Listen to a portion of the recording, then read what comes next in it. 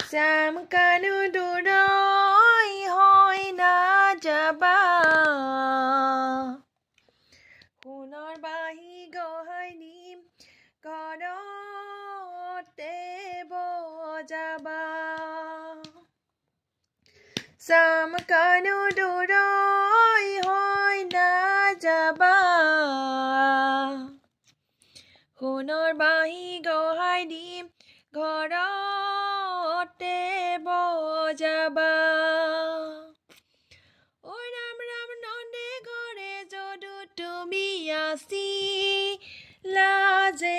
সৰু পঞ্চ বয়সতে তুমি ৰখাইছিলা গৰু